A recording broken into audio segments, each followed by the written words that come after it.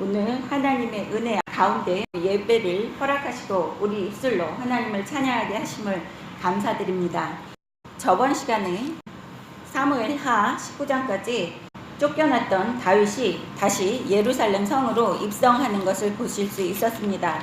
예루살렘 성으로 입성할 때에 유다 지파, 다윗이 소속된 그 지파 사람들이 주관하에 다윗이 다시 예루살렘 성으로 입성하면서 마지막 19장 43절에서 이스라엘 사람들이 유다 사람들에게 한 이야기를 다시 한번 상기하고자 읽어보겠습니다. 43절 이스라엘 사람이 유다 사람에게 대답하여 이르되 우리는 왕에 대하여 열목을 가졌으니 다윗에게 대하여 너희보다 더욱 관계가 있거늘 너희가 어찌하여 우리를 멸시하여 우리 왕을 모셔오는 일에 먼저 우리와 의논하지 아니하였느냐 하나 유다 사람이 말이 이스라엘 사람 말보다 더 강경하였더라. 네, 이 소리는 북이스라엘의 10지파로 형성되었었던 그 지파들이 남유다 지파에게 항의하는 것입니다. 다윗이 남유다의 왕이었을 때 다스렸던 그 지파입니다.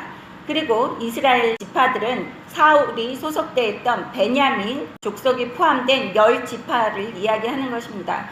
그래서 여기에서 보면 열목을 가졌다고 이야기하는 것을 보실 수 있습니다.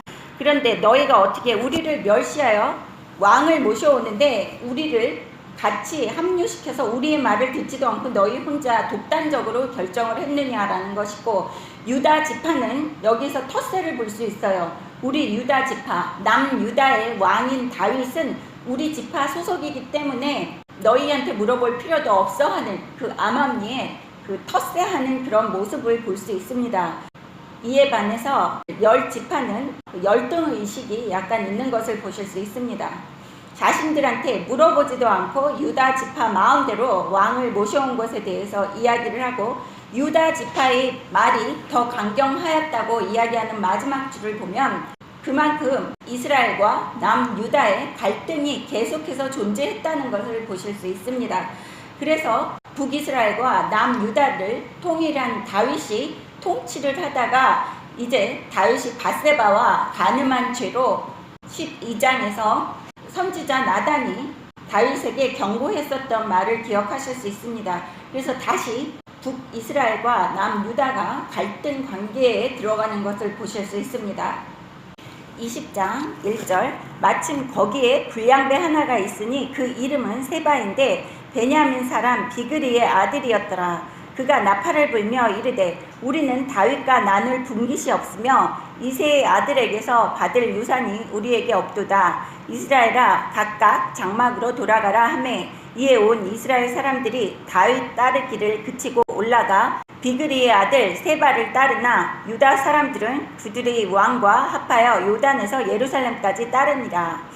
여기에서 세바의 반역을 우리는 보실 수 있습니다. 불량배라는 단어 하나로 다윗에게 순종을 안 할 거라는 것을 우리는 알 수 있습니다. 그 세바라는 사람은 베냐민 지파의 소속입니다. 그 세바는 이렇게 이스라엘의 사람들을 선동을 해서 10지파를 데리고 다시 장막으로 돌아갔다고 그래요. 각각 장막으로 이렇게 이스라엘을 분열시켜 놓는 것을 보실 수 있습니다. 이것은 하나님이 다윗에게 내리는 죄에 대한 벌입니다. 지금 현재 많은 교회들과 하나님의 자녀라고 하시면서 성경을 한자 한자 열심히 읽지 않다 보면 이렇게 특히나 그 모세 오경 안에 있는 하나님이 직접 말씀하신 법규에 대해서 모르는 사람들이 많이 있습니다. 우리는 다시 한번 출애굽기 34장 23절을 보겠습니다. 여호와께서 구름 가운데에 강림하사 그와 함께 거기 서서 여호와의 이름을 선포하실세. 여호와께서 그의 앞으로 지나시며 선포하시되 여호와라 여호와라 자비롭고 은혜롭고 노하기를 더디하고 인자와 진실이 많은 하나님이라. 여기에서 인자를 천대까지 베풀며 악과 가실과 죄를 용서하리라. 그러나 벌을 면제하지 않는다고 그러시죠. 벌은 꼭 치러야지 되는 것입니다. 죄를 지으면 죄는 하나님 앞에 용서받지만 벌은 면제하지 아니하고 아버지의 악행을 자손 3, 4대까지 보응하리라. 자손 3, 4대까지 벌을 받아야지만 된다는 것을 여기에서 이야기하는 것을 보실 수 있습니다. 그래서 지금 우리는 예수님께서 하신 내가 율법과 선지자를 멸하러 온 것이 아니라 완성하러 왔다고 하신 말씀을 기억하면서 벌에 대한 보응은 자손 3, 4대까지 해야지 된다는 것을 기억하시면서 하나님께서 벌을 어떻게 내리시는지를 보시면 우리가 죄에 대해서 얼마나 두려움을 가져야지 되는지를 아실 수 있습니다. 죄 자체가 두려운 것이 아니라 죄를 짓지 말라고 말씀하신 하나님을 두려워해야지 되는 마음을 가져야지 된다는 것입니다. 그래서 여기에서 11지파의 분열을 다시 한번 보실 수 있습니다. 남북을 통일한 다윗이 자신의 죄 때문에 다시 남북으로 분열되고 이렇게 다윗의 나라가 서로가 으르렁대며 싸우는 것을 보실 수 있습니다. 그래서 지금 현재를 살고 있는 우리들이 내 집 안에서 또 내 주변에서 싸움이 끝이지 않고 분쟁이 끝이지 않는다는 것은 내가 무엇인가가 하나님 앞에 기뻐하시지 않는 일을 했다고 생각을 하셔야지 되고 당장에 하나님께 무릎 꿇고 진심으로 회개하는 마음을 갖고 회개를 해야지 되는 것입니다. 그래야지만 그 벌의 대가도 가벼워질 수 있습니다. 3절 읽겠습니다. 다윗이 예루살렘 본궁에 이르러 전에 머물러 왕궁을 지키게 한 후궁 10명을 잡아 별실에 가두고 먹을 것만 주고 그들에게 관계하지 아니하니 그들이 죽는 날까지 갇혀서 승과부로 지내니라. 네, 여기 3절에 보시면 다윗이 쫓겨난 다음에 압살롬과 잠자리를 했었던 그 10후궁을 잡아서 별실에 가두고 먹을 것만 주고 그들에게 관계하지 아니하고 죽는 날까지 갇혔었다고 그래요. 생과부로 살았다. 이것은 목숨만 붙어 있는 거지요. 육신만 살아있는 그야말로 지옥입니다. 이 여자들에게 내려진 벌은 순결하지 못하고 간음한 그 죄에 대한 대가를 치르는 것을 보실 수 있습니다. 무력을 행사했다고 해도 이 여자들은 목숨을 다해서 자신의 순결성을 지켰어야지 되는데 그것을 못했습니다. 이렇게 살아서 먹기만 하면서 생명만 부지한다고 하는 것보다 명예롭게 정조를 지켜가면서 죽는 것이 날 뻔한 거겠죠. 하나님께서 율법에서 계속해서 과부와 고아를 불쌍히 여기라고 하시는 말씀을 기억하실 수 있습니다. 그것처럼 여기에서 생과부로 지냈다는 것은 진짜 보잘것없고 불쌍한 사람으로 살았다는 거예요. 그래서 여러분은 그 남편이 있다는 것 그 자체가 얼마나 감사한 일이고 할렐루야를 외쳐야지 되는 일인지를 감사하는 마음으로 사셔야지 됩니다. 근데 요즘 많은 그 가정에서 분란이 많이 일어나고 우리나라가 이혼율 1위인 불명예스러운 타이틀을 갖고 있습니다. 이것은 하나님께서 기뻐하시지 않는 것입니다. 4절 왕이 아마사에게 이르되 너는 나를 위하여 3일 내로 유다 사람을 큰 소리로 불러 모으고 너도 여기 있으라 하니라. 아마사가 유다 사람을 모으러 가더니 왕이 정한 기일에 지체된지라. 다윗이 이에 아비새에게 이르되 이제 비그리의 아들 세바가 압살롬보다 우리를 더 해하리니 너는 네 주의 부하들을 데리고 그의 뒤를 쫓아가라.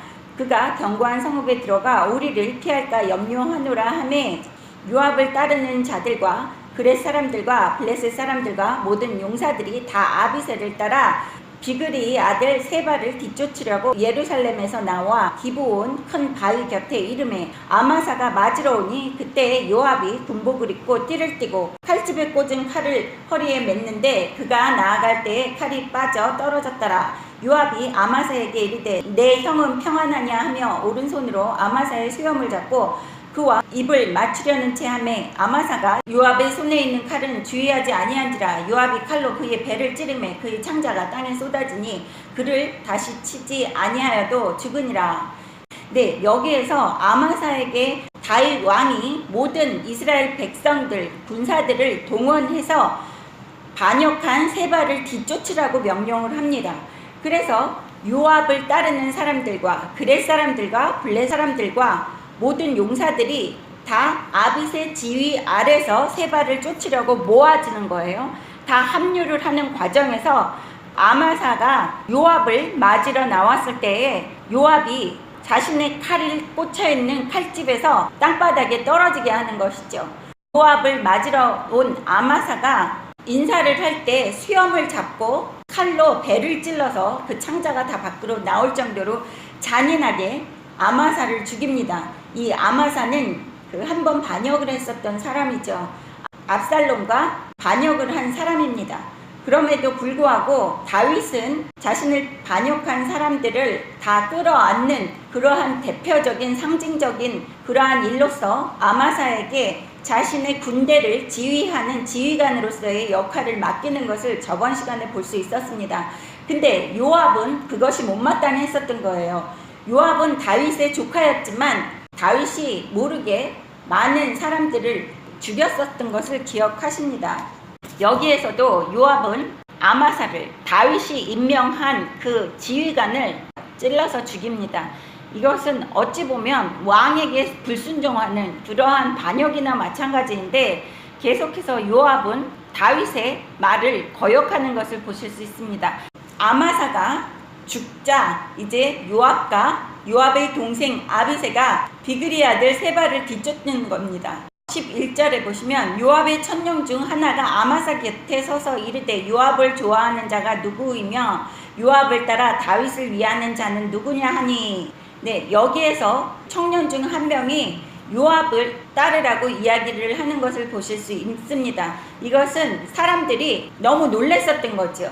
왕이 아마사에게 군대의 지휘관의 역할을 맡긴 것을 분명히 모든 군사들은 알고 있는데 여기에서 요압이 한 행동은 다윗 왕의 말에 거역하는 행동으로 보여진 겁니다. 그래서 이 사람들이 놀라서 우왕좌왕을 했었던 그러한 모습이 보여집니다. 그래서 청년이 나서서 요압을 좋아하는 자가 누구고 요압을 따라 다윗을 위하는 자는 누구냐 하는 것은 요압은 다윗을 항상 순종하고 다윗에게 배반을 한 적이 없는 사람이다. 그렇지만 요압이 죽인 아마사는 걔는 배반한 적이 있는 배반자이다 라고 이야기하는 것입니다. 그래서 거기에 모였던 그 군사들을 진정시키고 군사가 동요를 일으킬까봐 걱정하지 않도록 안심시키는 이야기를 하는 것을 보실 수 있어요. 이것은 요압을 따라 다윗을 위하는 자는 누구냐라는 것은 소속을 밝히는 겁니다. 우리는 이렇게 혼란스러운 지금 현재의 세상에서도 하나님의 자녀들은 모든 사람들 앞에서 소속을 밝혀야지 되는 상황이 생깁니다. 내가 어느 쪽에 줄을 섰는지 그것을 확실히 밝혀야지 된다는 것입니다. 지금 이 세상에 사는 사람들이 양다리 걸쳐서는 절대로 하나님께 구원받고 그 평안한 삶을 살 수 없습니다. 양다리를 걸친다는 것은 내가 이쪽도 간을 보고 저쪽에도 간을 본다는 거예요. 그래서 하나님의 자녀가 될까봐 계속해서 사탄이 우리를 괴롭히는 것이 양다리 걸친 사람입니다. 아예 하나님의 울타리 안에 들어가 있는 사람은 하나님이 보호하시고 하나님의 말씀에 순종하기 때문에 흑암의 권세가 우리에게 미혹시키고 우리에게 죄짓게 하는 그러한 확률이 아주 낮아집니다. 물론 욥에게 하나님께서 시험을 할 수 있게 허락하신 그러한 일도 있었습니다. 하지만 그거는 극히 드문 일이고 하나님께 순종하고 하나님 말씀 안에서 사는 사람들에게는 하나님께서 축복을 하시고 하나님이 늘 같이 함께 하시기 때문에 양다리 걸친 사람들의 삶과는 비교가 되지 않습니다. 또 아예 예수를 안 믿는 사람들은 더 편안하게 잘 먹고 잘 살 수 있어요. 그것은 마귀들이 이 세상 사람들에게 보여주면서 예수 잘 안 믿고 하나님의 자녀가 아니래도 이렇게 잘 먹고 잘 살고 승승장구하기 때문에 너희는 예수 믿을 필요 없어 하고 보여주는 그런 본보기로 더 잘 먹고 잘 살게 할 수 있다는 것입니다. 하지만 마귀가 주는 그러한 축복은 항상 양면성이 있어요. 뒷면에는 나쁜 것이 항상 따라다닙니다. 근심과 걱정이 항상 따라다닙니다. 하지만 하나님께서 주시는 그러한 축복은 근심과 같이 겸하여 주시지 않는다고 잠언에서도 말씀하셨던 것을 기억하시기 바랍니다. 여기에서 그래서 요압의 소속을 확실히 밝히는 거예요. 요압은 아마사를 죽였지만 다윗에게 충성하는 사람이다라는 것을 이 청년이 이야기하는 것입니다. 12절 아마사가 길 가운데 피 속에 놓여 있는지라 그 청년이 모든 백성이 서 있는 것을 보고 아마사를 큰 길에서부터 곁으로 옮겼으나 거기에 이르는 자도 다 멈추어 서는 것을 보고 옷을 그 위에 덮으니라. 아마사를 큰 길에서 옮겨가매 사람들이 다 요압을 따라 비그리의 아들 세바를 뒤쫓아가니라. 네, 여기에서 보시면 그 12절에 모든 사람들이 아마사가 피를 흘리며 죽어 있는 것을 보고 아마사의 그 시체의 곁을 지날 때마다 멈추어 섰다는 것은 고민을 한다는 것이죠. 내가 지금 올바른 길을 가고 있는 것인가 라고 고민을 하는 그러한 군사들을, 사람들을 보실 수 있습니다. 그랬을 때 그 아마사의 그 시체를 덮는 것을 보실 수 있습니다. 여기에서 우리는 추한 것을 보고 멈추어 서는 그러한 것, 그 흑암의 권세들의 유혹을 당해서는 안 되는 거고, 우리가 가야지 될 길은 계속해서 주변의 시선을 빼앗기지 않고 가야지 된다는 것을 여기에서 의미하는 것입니다. 그래서 추악한 것을 덮으니까 사람들이 요압을 따라 비그리의 아들 세바를 뒤쫓아가는 것에 대해서 고민을 하지 않았다는 것이죠. 우리가 사람에게 전도를 한다든지 내가 하나님의 말씀에 순종을 해서 내가 하나님의 길을 갈 때에도 이렇게 여러분들은 내가 목표를 보고 가야지 되는 거예요. 여기에서 군대들이 해야지 되는 것은 세바를 쫓아가서 없애야지 되는 것이죠. 여기에서 다윗이 뭐라고 했습니까? 6절에 보시면 다윗이 이에 아비새에게 이르되 이제 비그리의 아들 세바가 압살롬보다 우리를 더 헤아리니 너는 네 주의 부하들을 데리고 그들을 뒤쫓아가라. 네, 여기에서 세바를 없애야지 되는 것이 주 목적입니다. 아마사가 죽은 거에 대해서 신경을 쓰고 거기에 집중을 하면 다윗이 명령한 불량배 세바를 뒤쫓아가서 그를 처단하라는 것에 대해서 잊어버릴 수가 있다는 것이죠. 4절에 보시면 아마사에게 이르되 너는 나를 위하여 3일 내로 유다 사람을 큰 소리로 불러 모으고 너도 여기 있으라 하니라. 네, 아마사에게 사람들을 다 불러서 모으고 너도 여기 있으라고 하니라. 근데 아마사가 5절에 보시면 유다 사람을 모으러 가더니 왕이 정한 기일이 지체된지라. 아마사가 한번 반역했었던 사람이기 때문에 유다 사람들을 불러 모아서 세바를 뒤쫓아가서 죽이라고 한 것에 대해서 약간 기일이 지체됐다는 것은 다윗을 계속해서 따라서 순종해서 세바를 죽여 말어 하는 이러한 고민이 있었다는 거예요. 한번 반역했었던 사람은 계속해서 반역을 할 수 있는 여지가 있다는 것이죠. 그리고 여기에서 뭐라 그럽니까? 아마사에게 여기 있으라고 했죠. 사람들을 큰 소리로 불러 모으고 너도 여기 있으라. 너는 그 세바를 뒤쫓아서 가서 죽이러 가지 말고 너는 여기에 있으라고 하는 거예요. 왜냐하면 다윗이 아마세가 자기에게 다시 압살롬과 함께 뒤통수를 쳤던 것처럼 이 아마세도 다시 자기를 뒤통수를 칠 수 있다는 그러한 의심을 다윗이 갖고 있는 것이죠. 항상 경계는 하고 있었습니다. 아마세를 자신의 군대의 군사령관으로 지명을 하고 임명을 했지만 그것은 모든 사람들에게 내가 나를 대적했었던 무리들까지 용서하고 끌어안는다는 그러한 상징이었지 아마사를 계속해서 100% 믿는다는 소리는 아니었습니다. 근데 여기 5절에 정한 기일이 지체된지라 아마세가 고민을 하다가 겨우 사람을 불러 모은 거예요. 그리고 아마사에게 너는 여기 있으라고 이야기를 했는데 아마사는 날짜도 지나고 예루살렘에 계속 다윗 옆에서 있지를 않고 사람들을 모아서 군대가 모인 자리에 아마세가 같이 쫓아간 것입니다.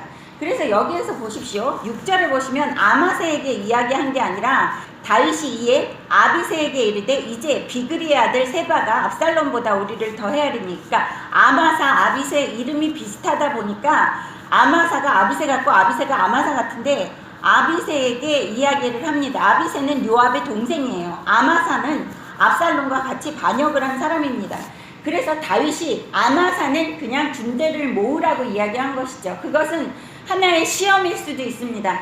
이 아마사가 압살롬 내 아들과 나를 뒤통수를 치고 반역을 했었던 아마사에게 이렇게 군대를 모으라고 기한을 주고 시험을 해보고 얘가 나에게 100% 충성을 하는지 안 하는지를 보려고 했는데 5절에 보시면 정한 기일이 지체된 것이죠. 여기에서 다윗은 감지한 겁니다. 아, 얘가 정한 기일을 지체한 것이 100% 나에게 순종하고 있는 것이 아니라는 것을 다윗은 감지한 거예요. 그래서 6절에 보시면 아비새에게 세바를 가서 쳐 죽이라고 하는 것입니다. 그리고 요압은 여기에서 아마사를 죽이는 거예요. 다윗은 얘기를 하지 않았지만 요압이 보기에는 아마사가 아주 불손했던 것이죠. 압살롬과 같이 다윗을 몰아내고 이번에 또 다시 군대를 모으라고 유다 사람을 큰 소리로 불러 모으라고 했는데 또 일부러 날짜를 더 많이 소비함으로써 세바가 도망갈 수 있는 시간을 벌어주는 아마세를 보고 요압은 속에서 불글불글 들끓어오른 것이죠. 그래서 꾀를 내서 자신의 허리에 있던 칼이 쏟아지게 하게끔 해서 바닥에 떨어져 있는 칼을 줍는 척 하면서 죽인 겁니다. 그래서 반역할 수 있는 그 여지가 있는 사람을 죽여버린 거예요. 그렇다 보니까 불러 모은 그 군사들은, 유다 지파의 군사들은 갈팡질팡밖에 할 수 없습니다. 왜냐하면 왕은 아마사를 군사령관으로 임명을 해서 아마사를 함대하는 것 같은데 요압이 죽인 거예요. 그러니까 이거 내가 누구를 따라야지, 이러한 갈팡질팡하는 모습이 지금 현재를 살고 있는 하나님의 자녀들의 모습입니다. 왜냐하면 하나님의 자녀들은 하나님의 말씀을 주야로 묵상하며 하나님의 말씀에 순종해야지 되는 것이 하나님의 자녀들입니다. 그렇지만 지금 현대의 많은 교회에서 주의 종이라고 하고 또 학자들이라고 하면서 하나님의 말씀을 왜곡시키며 갈팡질팡하게끔 올바른 길로 인도하지 않는 그러한 주의 종들을 볼 수 있어요. 여기에서 보시면 백성들은 군사가 모여진 이유가 세바를 쫓아서 그 세바를 없애야지 되고 세바를 쳐야지 된다는 것을 기억을 해주는 그 사람이 11절에 보시면 요압의 청년 중 하나가, 그래서 우리는 늘 항상 내가 하나님을 왜 믿나라는 것을 기억을 하고 살아야지 되는 거예요. 내가 머릿속에 하나님의 말씀에 순종하는 것이 내가 근본으로, 기본으로, 바탕으로 깔고 있어야지 되는 거예요. 그래서 내가 하는 목적이 하나님의 말씀에 순종하는 것인지 아니면 내가 옆에 있는 그러한 잡다한 것에 신경을 쓰고 교회에 봉사하고 헌금을 많이 하고 전도를 많이 하는 것이 우선이 되어야지 되는지를 우리는 구분을 많이 해야지 된다는 것입니다. 그래서 옷을 그 위에 덮었다는 것은 그 주변에 있는 하나님 말씀에 순종하는 것에 걸림돌이 되는 것은 다 덮어서 없애라는 거예요. 내 삶에서 보이지 않게끔 하라는 것입니다. 내가 아버지 말씀에 순종하고 아버지의 길을 벗어나게 하는 것은 우리 삶에서 있게 해서는 안 된다는 것이에요. 14절 보시면 세바가 이스라엘 모든 지파 가운데 두루 다녀서 아벨과 벳마아가와 베림 온 땅에 이르니 그 무리도 다 모여 그를 따르더라. 이에 그들이 벳마아가 아벨로 가서 세바를 애우고 그 성읍을 향한 지역 언덕 위에 토성을 쌓고 요압과 함께 한 모든 백성이 성벽을 쳐서 헐고자 하더니 그 성읍에서 지혜로운 여인 한 사람이 외쳐 이르되 들을지어다 들을지어다 청하건대 너희는 요압에게 이르기를 이르러 가까이 오라 내가 너에게 말하려 하노라 한다 하라. 요압이 그 여인에게 가까이 가니 여인이 이르되 당신이 요압이니까 하니 대답하되 그러하다 하니라. 여인이 그에게 이르되 여종의 말을 들으소서 하니 대답하되 내가 들으리라 하니라. 여인이 말하여 이르되 옛사람들은 흔히 말하기를 아벨에게 가서 물을 것이라 하고 그 일을 끝내었나이다. 나는 이스라엘의 화평하고 충성된 자 중 하나이거늘 당신이 이스라엘 가운데 어머니 같은 성을 멸하고자 하시는도다. 어찌하여 당신이 여호와의 기업을 삼키고자 하시나이까 하니 요압이 대답하여 이르되 결단코 그렇지 아니하다. 삼키거나 멸하거나 하려 함이 아니니 그 일이 그러한 것이 아니니라. 에브라임 산지 사람 비그리의 아들 그의 이름을 세바라 하는 자가 손을 들어 왕 다윗을 대적하였나니 너희가 그만 내주면 내가 이 성벽에서 떠나가리라 하니라. 여인이 요압에게 이르되 그의 머리를 성벽에서 당신에게 내어 던지리이다 하고 이에 여인이 그의 지혜를 가지고 모든 백성에게 나가매 그들이 비그리의 아들 세바의 머리를 베어 요압에게 던진지라. 이에 요압이 나팔을 불매 무리가 흩어져 성읍에서 물러가나 각기 장막으로 돌아가고 요압은 예루살렘으로 돌아와 왕에게 나아가니라. 요압은 이스라엘 온 군대의 지휘관이 되었고 여호야다의 아들 브나야는 그렛 사람과 블렛 사람이 지휘관이 되고 아도람은 감역관이 되고 아힐룻의 아들 여호사밧은 사관이 되고 스와는 서기관이 되고 사독과 아비아달은 제사장이 되고 야일 사람 이라는 다윗의 대신이 되니라. 여기에서 보시면 세바가 이스라엘 지파 가운데서 아벨과 벳마아가와 베림 온 땅에 다니면서 세바가 세력을 확장했다고 이야기하는 것을 보실 수 있습니다. 그래서 반역을 하려고 사람들을 모아가는 것이죠. 근데 아마세가 유다 사람들을 불러 모으는데 5절에 지체한 그 날짜들을 지체함으로써 이렇게 세바가 여러 군데에 온 땅에 다니면서 자신의 추종자들을 모으는 그러한 시간을 벌어줬다는 것입니다. 15절에 보시면 아벨로 가서 세바를 에워싸고 그 아벨이라는 성에 세바가 들어간 거예요. 숨어 있는 건데 요압과 모든 백성이 성벽을 쳐서 헐고자 했다는 거예요. 그 성벽을 무너뜨리고 성읍을 다 멸절시키려고 했을 때 여기 중요한 것이 16절에 지혜로운 여인 한 사람이 외쳐서 요압을 설득시키는 것을 보실 수 있습니다. 여인이 뭐라 그래요? 당신이 요압이냐? 내 말을 들어라. 여종의 말을 들으소서 하니 대답하되 내가 들으리라 하니라. 네, 여기에서 고린도전서 14장 보시겠습니다. 33절부터 보시겠습니다. 하나님은 무질서의 하나님이 아니시오 오직 화평의 하나님이시니라. 모든 성도가 교회에서 함과 같이 오직 화평이라고 이야기를 하죠. 여기에서는 다툼이 있기 때문에 다투지 말라는 뜻에서 오직 화평이라는 이야기를 한 그 편지 서신입니다. 그 교회에 보냈을 때. 그렇지만 사람들이 이것을 성경에다 같이 이 서신을 포함시킴으로써 하나님은 오로지 화평하시는 하나님처럼 묘사를 하고 있어요. 우리가 구약 모세오경에서 다 보시고 또 여기 사무엘하까지도 하나님께서 전쟁을 주관하셨습니다. 하나님의 때가 있습니다. 하나님이 전쟁을 하실 때가 있고 화평을 하게 하시는 때가 있는데 여기 사도 바울은 오직 화평의 하나님이라고 이야기를 하는 거예요. 이것은 그 형제끼리 싸우지 말라고 하는 의미에서 오직 화평의 하나님이라. 그래서 또 사도 바울이 믿음, 소망, 사랑 중에서 사랑이 최고라고 하니까 그 사람이 죄 짓는 것까지 죄를 덮어주라고 하는 것처럼 착각하는 사람들이 많이 있습니다. 레위기 19장 17절에 너는 네 형제를 마음으로 미워하지 말며 네 이웃을 반드시 견책하라. 그러면 네가 그에 대하여 죄를 담당하지 아니하리라. 네, 이웃이 죄를 지으면 반드시 견책하라고 그랬어요. 그랬는데 여기에서 보시면 무질서의 하나님이 아니시오 오직 화평의 하나님이시니라.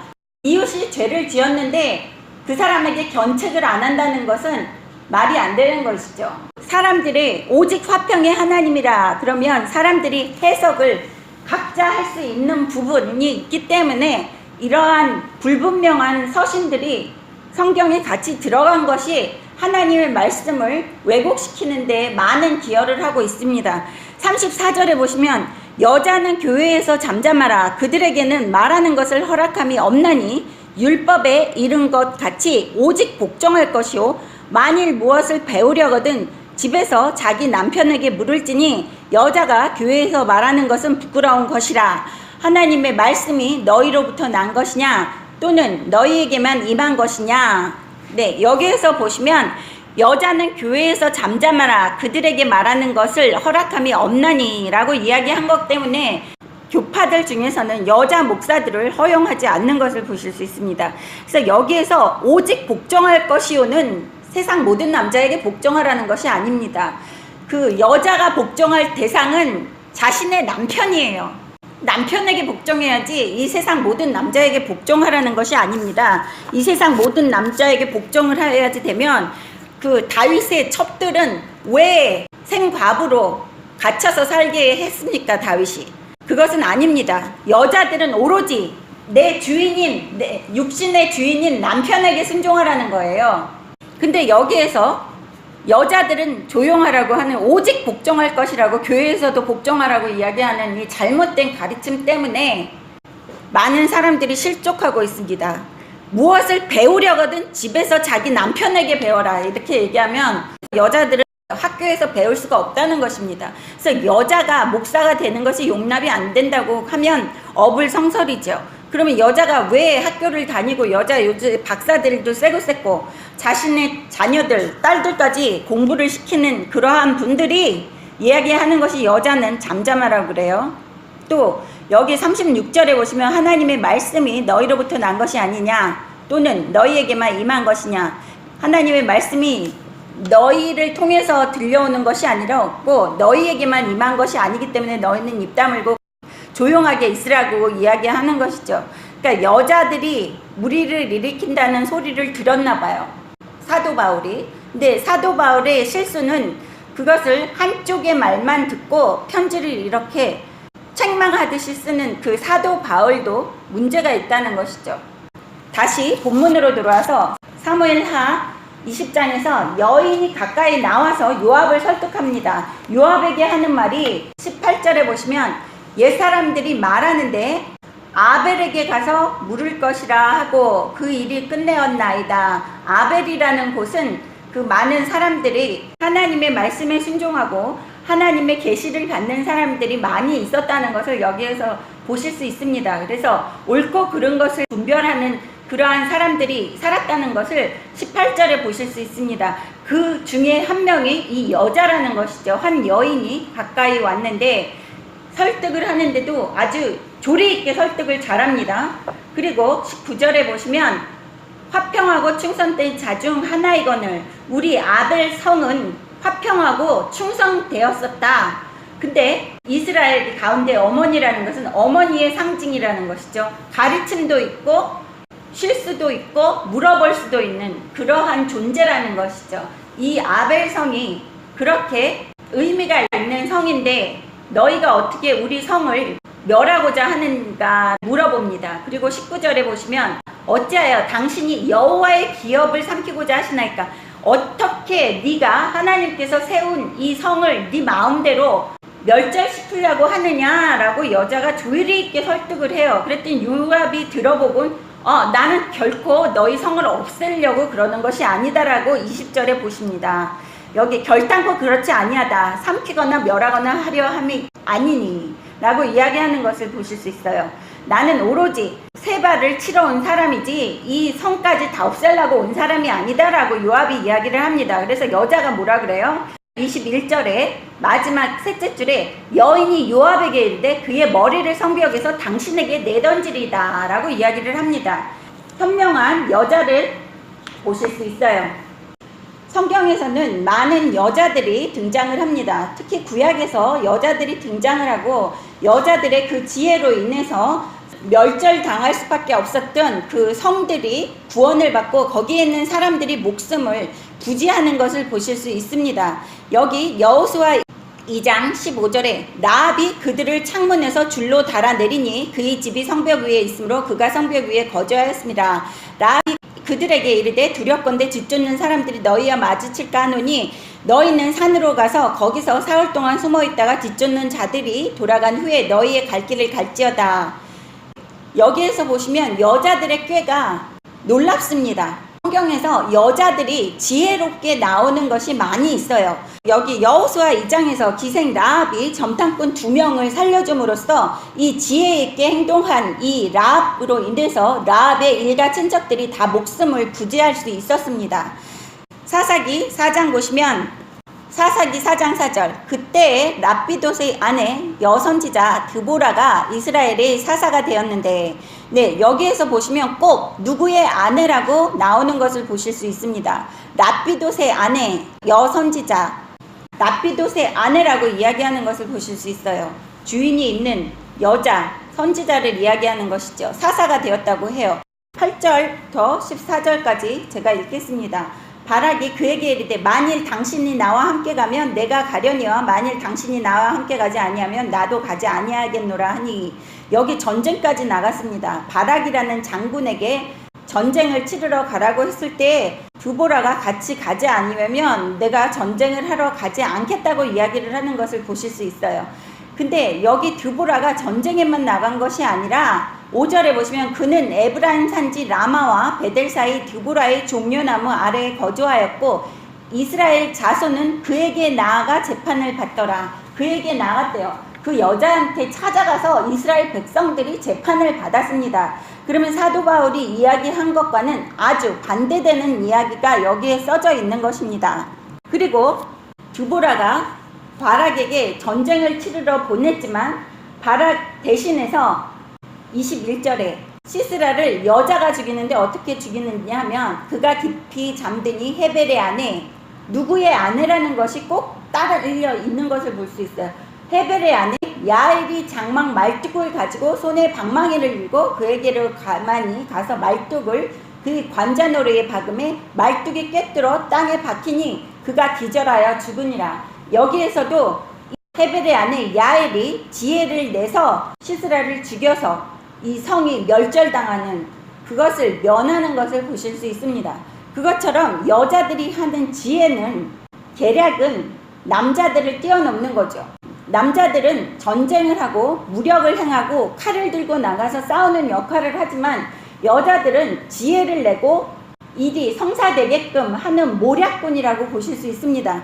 그래서 현재를 살고 있는 우리들도 집안에 있는 엄마가 아내들이 지혜로운 여자를 들여야지 된다는 것을 여기에서 보실 수 있어요. 헤벨의 아내 야엘이 직접 나서서 행동을 하지 않고 헤벨이라는 남편이 하면 되지 왜 야엘이 일을 합니까? 사도 바울이 이야기한 것처럼 여자는 잠잠하고 복종만 하고 남편에게만 물어야지 된다면 남편이 있는 야엘은 헤벨 남편에게 물어보았어야지 되고 드보라는 랍비돗의 아내였기 때문에 랍비돗이 대신 선지자가 됐어야지 되는데 여선지자 드보라가 전쟁에까지 나가고 재판까지 했다는 것을 보실 수 있습니다. 그래서 여기에서 보시면 우리가 짧게 이렇게 구약의 일부분만 봤더라도 여자의 지혜로 인해서 많은 사람들이 구원을 받고 멸절당하지 않는 그러한 모습을 볼 때에 신약을 읽을 때는 아주 조심스럽게 읽어야지 된다는 거예요. 그래서 여기 세바의 반역이 이렇게 끝나는 것을 보실 수 있습니다. 22절에 여기에서 여인이 그의 지혜를 가지고 모든 백성에게 나갔다고 그래요.